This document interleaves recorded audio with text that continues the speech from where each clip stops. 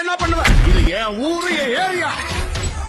நான் அடையாள துப்புன ஆவண நினைவு தாம்பரத்துல தட்டா பாரிஸ் எதிரும்.